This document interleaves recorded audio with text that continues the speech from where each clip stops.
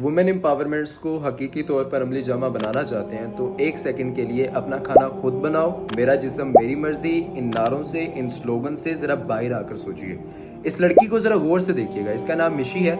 इसने रावलपिंडी में अपना एक खाने पीने का स्टॉल कामयाबी से चलाकर उन लोगों के नैरेटिव को गलत साबित कर दिया जो लोग कहते हैं इस मुल्क के अंदर ख़वातीन के लिए तो कोई राइट्स है ही नहीं है, ख़वातीन को तो राइट्स मिल ही नहीं सकते। रोल है, समोसे हैं, पराठे हैं, शरबत है।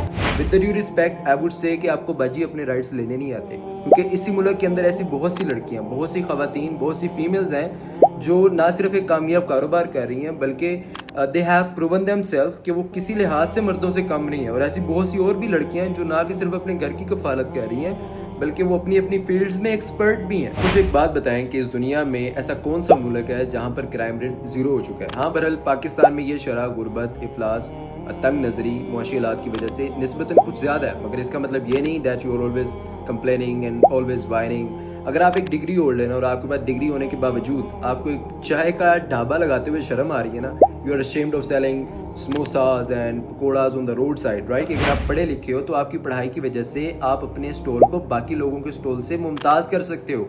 आपकी क्रिएटिविटी की वजह से, आपकी इनोवेशन की वजह से आपका स्टॉल मुख्तलिफ हो सकता है। आपका यही ढाबा, यही स्टॉल एक कामयाब रेस्टोरेंट में भी कन्वर्ट हो सकता है। All you have to do, you have to muster some courage and start from the beginning, from the scratch। अभी में एक मिसाल दी जाती है कि मौसलाधार बारिश की शुरुआत भी एक कतरे से होती है।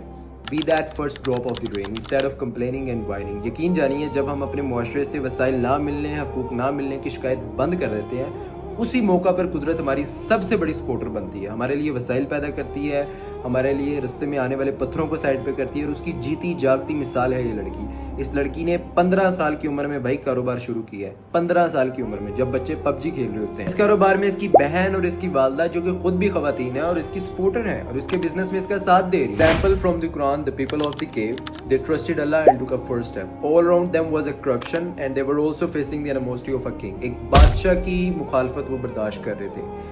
They were not hafiz, they were not mufti, they were not alim, they were not having a lot of knowledge about deen। Only one thing they had was the trust on Allah। रब्बना आतिना मिन लदुनका रहमा व हय्यि लना मिन अमरिना रशदा। या रब्बुल आलमीन, हमें अपनी रहमत अता कर। These young people are asking Allah for His special रहमत। हमें गाइड कर, हमें हिदायत दे, guide us in our faith and then Allah helps them in the most impossible ways।